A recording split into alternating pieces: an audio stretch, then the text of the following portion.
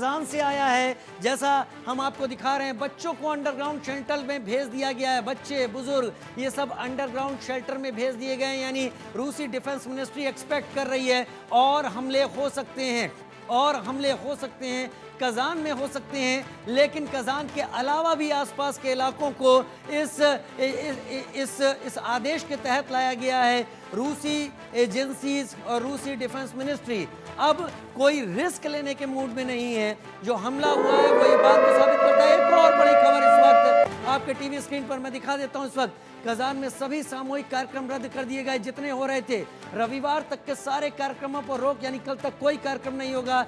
सुरक्षा वजहों से रूस सरकार ने तुरंत फैसला ले लिया है। बड़ी बैठक हुई, कजान में सभी सामूहिक कार्यक्रम रद्द कर दिए गए हैं। रविवार तक सभी सारे कार्यक्रमों पर रोक, यानी कल तक कोई कार्यक्रम सार्वजनिक अब नहीं होगा। लोग अपने घरों में रहेंगे, बच्चे परिवार शेल्टर में रहेंगे।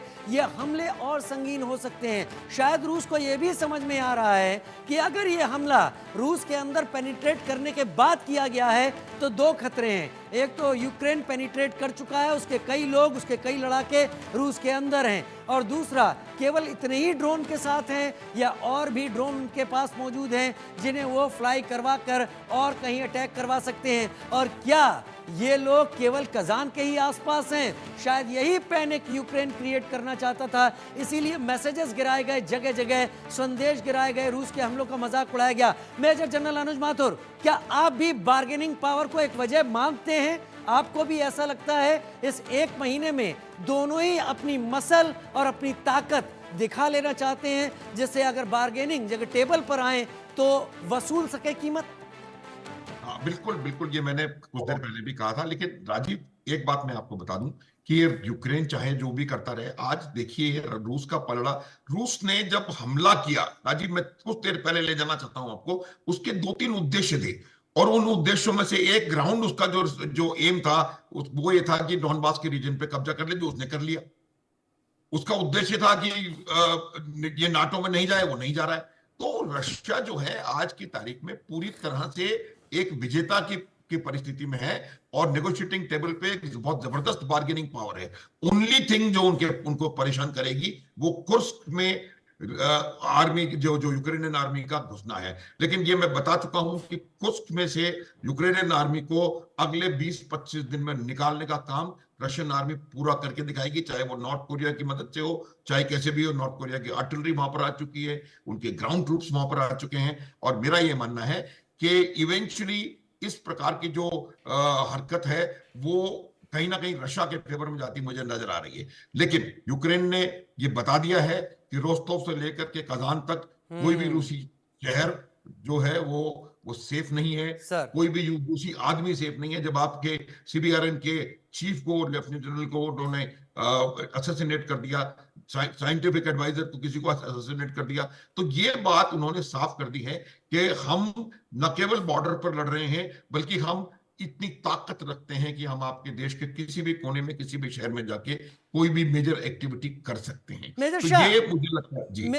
मेजर शाह, क्योंकि जब आर्मी आपस में लड़ रही है तब अलग के कायदे होते हैं, तब अलग तरीके से आगे बढ़ा जाता है। लेकिन क्या आप इसको इस तरीके से समझ रहे हैं जो मैं समझ रहा हूं, क्या अब सीधे अटैक की जगह कोवर्ट ऑपरेशंस ज्यादा किए जाने की अब गुंजाइश बढ़ रही है?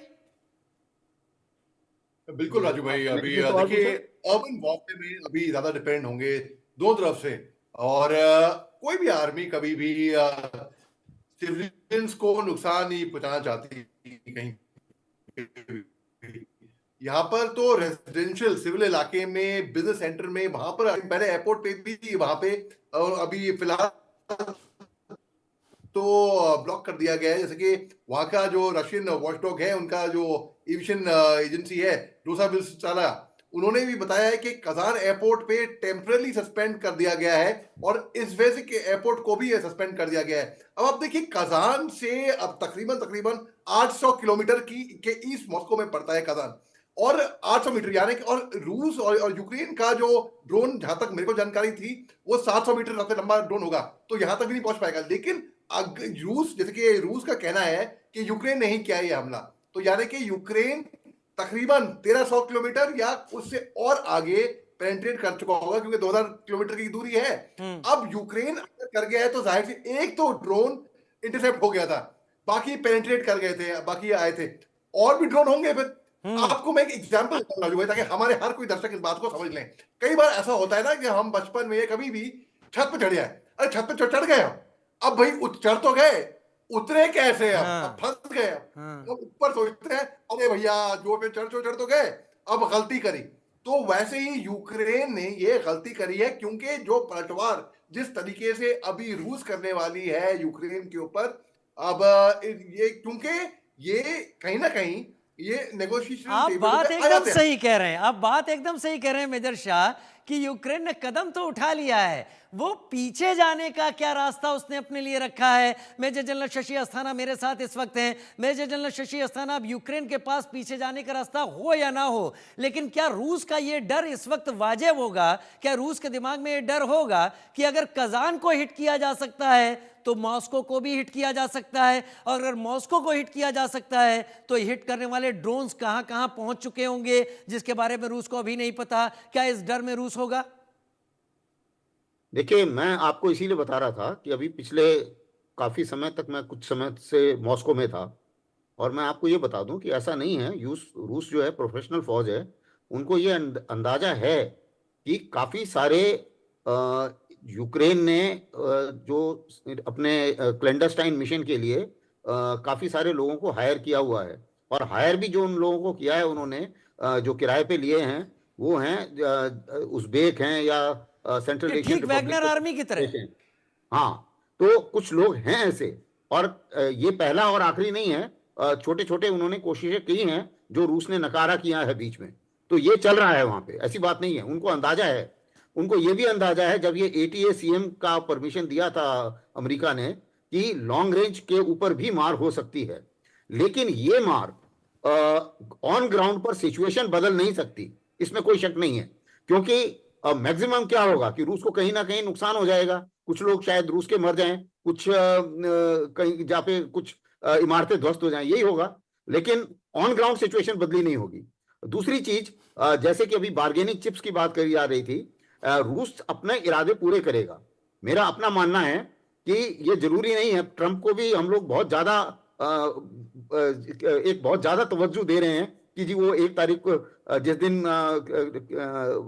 अपनी गद्दी संभालेंगे उस दिन लड़ाई बंद हो जाएगी। ऐसा नहीं होगा, क्योंकि उनको भी वक्त लगेगा इस सिचुएशन समझने में, और जिस किस्म से इस लड़ाई में जो बाइडेन ने उन्हें फंसाया है, उस हिसाब से उन्हें निकलने में भी थोड़ा वक्त लग जाएगा। जी मेरा हाँ, अपना जो मानना है। बाइडेन ने जितना आर्म्स सप्लाई कर दिए हैं और 300 किलोमीटर की रेंज के जो मिसाइल्स को चलाने की मंजूरी दे दी है, उसके बाद स्थितियां बिगड़ी जरूर हैं। क्या उसको संभाल पाएगा? लेकिन मेरे पीछे जो तस्वीरें हैं आप इस वक्त देख रहे हैं, ये यूक्रेन के इस हमले से अलग 9/11 की तस्वीरों को मैं दिखा रहा हूं।